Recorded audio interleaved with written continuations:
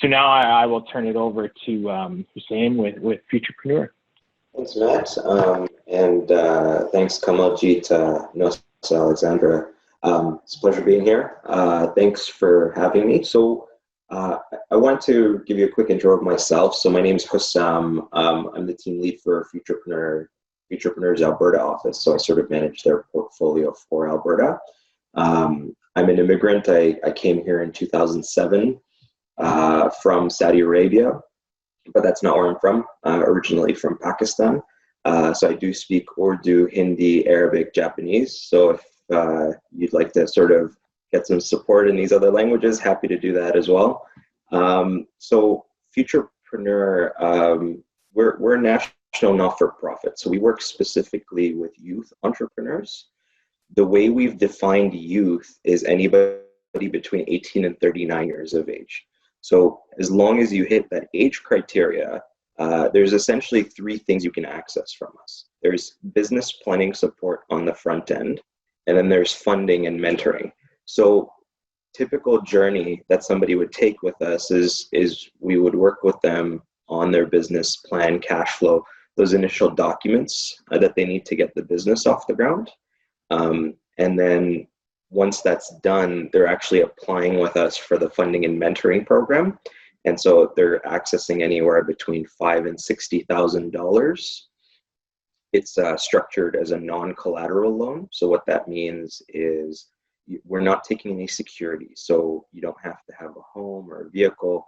We're not looking at net worth calculations. So, assets and things like that. We're not looking at those types of things. We're looking at your ability to start the business and move it forward. And then we also provide mentoring, which addresses a skill set gap in the business. So, all of you have expertise that you're bringing to the table, but maybe something like finance might be a weakness, or business development, or marketing, or supply chain management, right? So any area that's a weakness, we address that through our mentoring program. So I just wanted to echo what Nosa had said around this being a really good opportunity to start a business.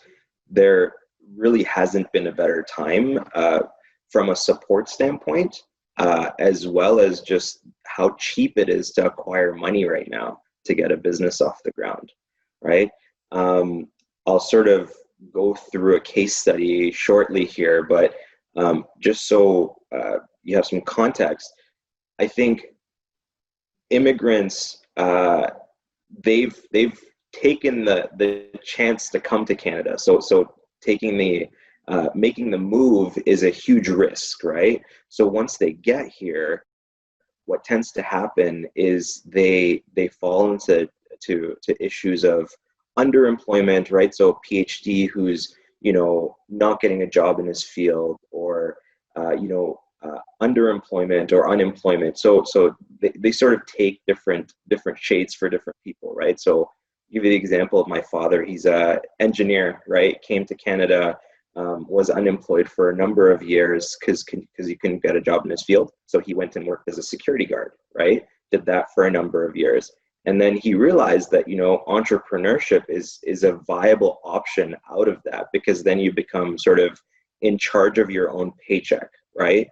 And I think that's sort of the opportunity that a lot of immigrants end up seeing, is that the choice becomes, should I remain underemployed for an extended period of time, or should I take the skill set that I've sort of developed and go into business and become sort of in charge of my own paycheck, right? There's certain risks that come along with entrepreneurship, of course, but there's supports out there too, right? So I wanted to talk to you about a gentleman named Ismail. He moved to Canada about 15 years ago and moved to Montreal, right? In Montreal, he worked for a company in the electronic space, right? And then decided, okay, it's time that he sort of explore other opportunities. So he moved to Alberta, moved to Edmonton. What he did was he started a transportation business for ferrying people from the airport to their respective hotels, working with the airlines and different hotels to ferry people. And so as that ramped up, he sort of built that business, started to purchase more vehicles, and then realized that he's got these vehicles that aren't always used times of day. So how could he change how his business is functioning and really monetize that downtime that he had with his vehicles? So he sort of started to explore other options. The first business that he started was not very well planned out. He didn't really have a business plan or anything like that. He just he just launched, right? The second time around, though, he decided that he was going to go through the process of really putting structure in place in the business. So what he did was he approached Futurpreneur, and he basically said, "Hey, I'd like to write a business plan." Yeah, sorry, I was just reading the comment. Yeah, so it is 18 to 39 for our age criteria. And I'll sort of cover a few things that you could do to maybe move around that age criteria as well. So with Ismail, what he ended up doing was he accessed our program for the business planning support. So we worked with him on the business plan. He attended a Rock My Business workshop. So this is a workshop that we run that's more of an intensive around how to write a business plan, how to write a cash flow. Went through that process with us, and then he accessed BusinessLink. So BusinessLink is another not-for-profit that helps with just understanding the legal space of the legal implications of starting a business. So whether that be registration, any questions around lawyers, accountants, how all that works in Canada, they can give you a really good idea. The organization is called BusinessLink. I'm just going to quickly share my screen here and show you how to find them. Can you see my screen now? Yeah. All right, cool. So this is BusinessLink here. And so you could just type in BusinessLink into Google. They're an Edmonton-based organizations, but they service all of Alberta. And so they have a number of different services. So if you're in that startup space, or you're even considering starting a business, you should definitely get in touch with BusinessLink. They provide free market research as well. So these are some of the things that Ismail started to access through that organization. Once his business plan was developed, he started to venture into understanding the tourism space, right? To see how he could utilize his shuttles and vehicles better. So he then accessed Travel Alberta for some support. And so what ended up happening is Travel Alberta actually supports him in a lot of his marketing initiatives now too.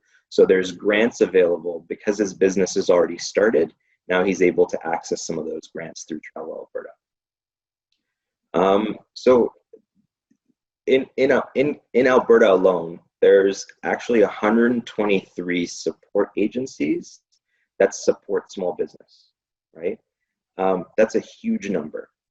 And it's a difficult number to navigate, right? These organizations, they all help, but they all help at very narrow windows in the life of an entrepreneur.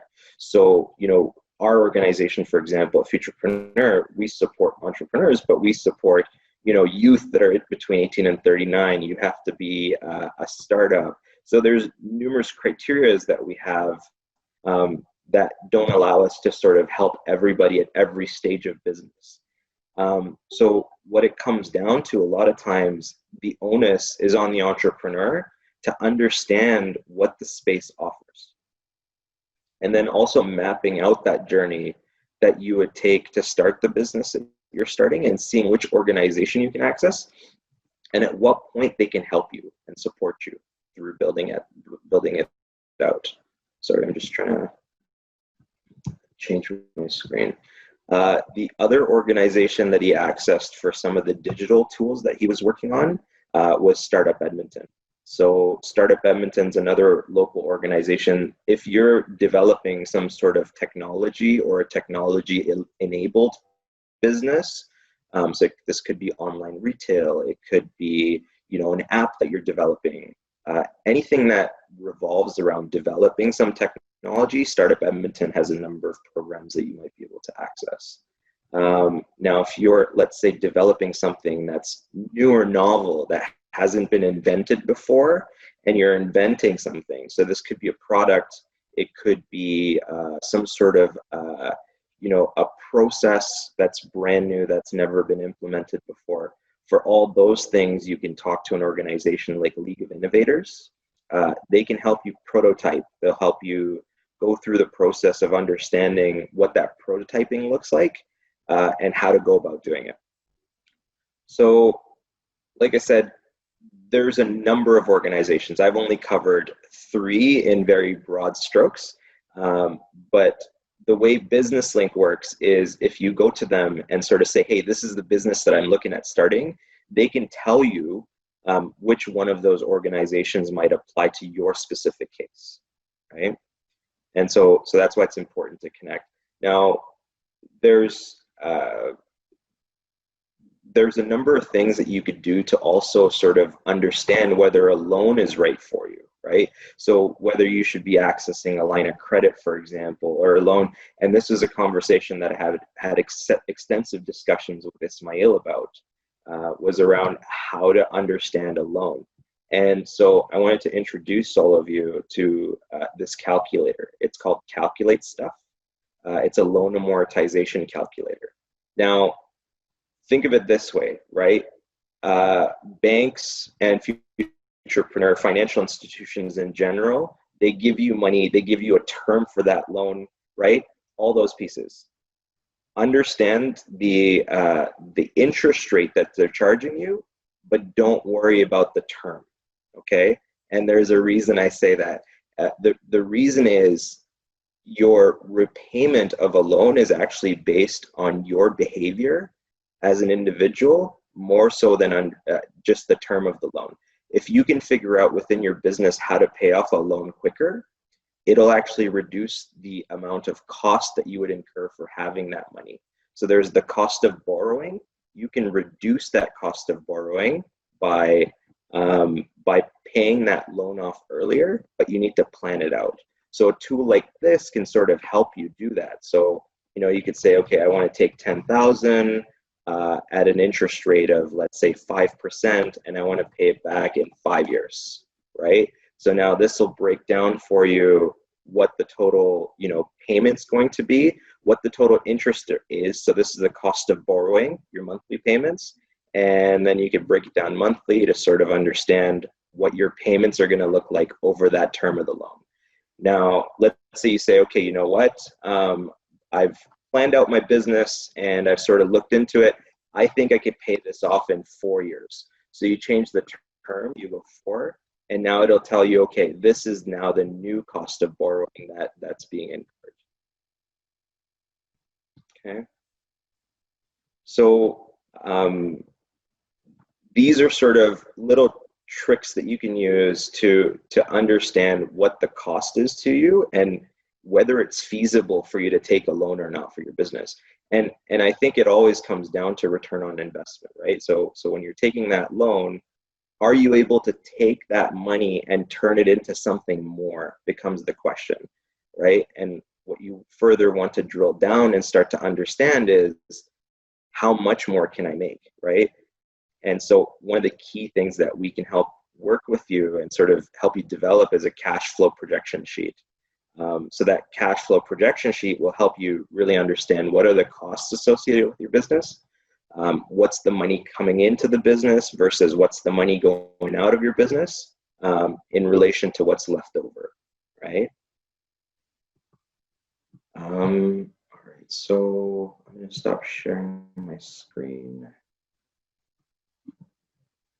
Yeah, so going back to Ismail's story, once he sort of understood that this is the route that he wanted to go down with regards to the amount that he wanted to take, the loan, all that stuff, he then applied for the program. So he submitted his business plan, submitted his cash flow projections.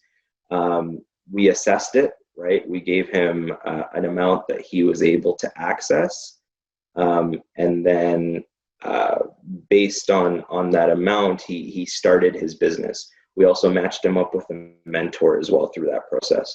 So the mentor that he was matched with, Ismail's biggest weakness was marketing, right? So that's what we had identified as the area that was his biggest gap. And so this mentor now supported him as a guide on the side to understand how to become a better marketer, right? So the mentor wasn't doing any work in the business. He was just supporting Ismail through the process of understanding how marketing works and just bettering his knowledge, right? Yeah, and so now I think Ismail's at a point where he's launched a number of businesses, right? So we've been working with him for the past 4 years now. He's launched a number of businesses, and now he's actually mentoring other people who want to also start a business, right? And so people tend to come full circle within our program. So they sort of start with us, very new to starting a business, and then they scale their business, they grow it, and then once they've sort of gone through the program, they come back and they give back to other new entrepreneurs through our program. Right. So yeah, thanks for listening to me. I really appreciate it. I just wanted to address, I will be putting in my contact details. A couple people private messaged me for email address and stuff like that. So I will put that up for you guys in the chat box. And yeah, feel free to get in touch if there's anything I can help you with, even if it's just connecting you to other people within the ecosystem of support. I'm happy to do that. Thanks for your time. Thank you, Hussam, for the wonderful information.